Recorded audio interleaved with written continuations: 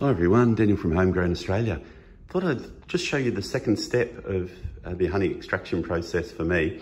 So in the previous video I showed you the honey press and cutting the honey out of the frames, the honeycomb out of the frames, putting it in the press. And the result of that is we've now got this lovely bucket of, probably 10-litre bucket of honey. But what you do get is a little bit of the wax sitting on top. Now, I did have a suggestion from one of the viewers that he uses a paint strainer in his actual press. And no doubt that would restrict a lot of wax getting into the bucket. So I might actually try that next time. I'm wondering whether it also clogs up a little bit and maybe doesn't get as much of the honey out. That might just be a function of time though. It might just take a bit longer to get it out. But anyway, I thought I would give that a go next time because it's a good idea. And anyway, we've got our bucket, we've got the wax sitting on top. That's one of the great things, that down the bottom we should have a whole lot less wax in solution. And by using these honey gates on the bottom of the bucket, we can extract the honey from down low.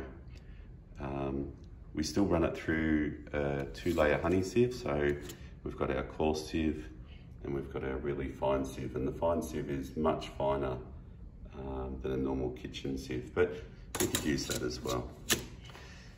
We're going to catch our honey today in 3 buckets. So I've got a nice small one which I'm going to give away, and I've got a larger bucket just to keep a sample of this honey in its current form, and then I've got a larger honey bucket for what's left over, which is just the way I store the honey that I collect. One other thing I'll just point out, this honey gate that I've got down here is an Australian one. You can see it's got the word Parker on it, so Parker honey gates. And I've found them to be significantly better than the overseas one. So there are a number of them around. The Australian one's obviously more expensive, but I've had problems with the seals on these ones not lining up properly. So can highly recommend the Australian one. Now I just bought these online and I've drilled them into the bucket myself, and it's basically what I'm doing. So all it is a case of undoing this and releasing the honey.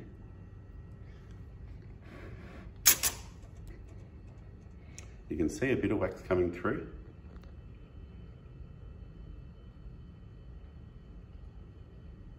But most of the wax is on top.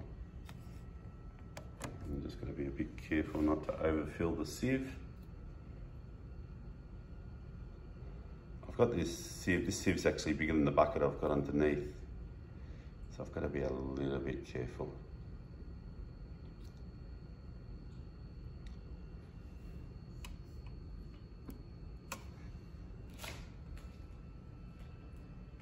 You can see,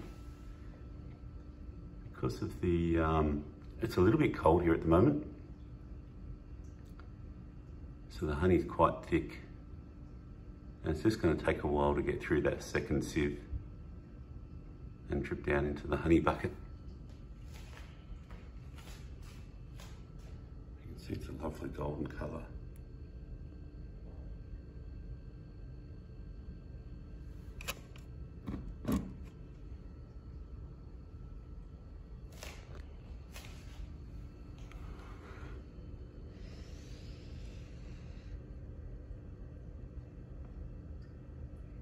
And here it comes.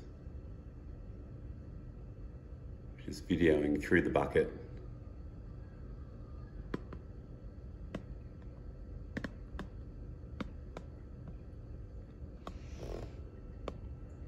So you can see it's not going to be a quick process.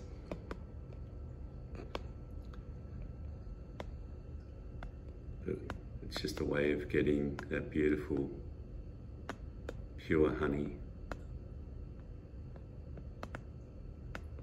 And really, that's about all there is to it. we'll fill up these buckets via this process. I'm hoping I don't need to sieve it a second time, but it's always possible.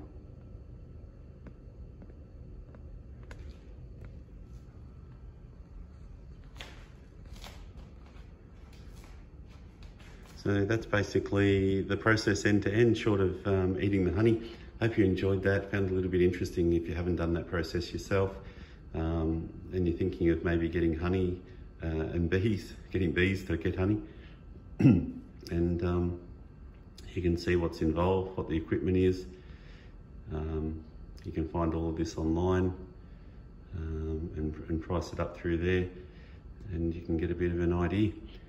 Thanks for watching. If you'd like to see more of these videos, please subscribe, and of course appreciate a thumbs up to help get my videos out there.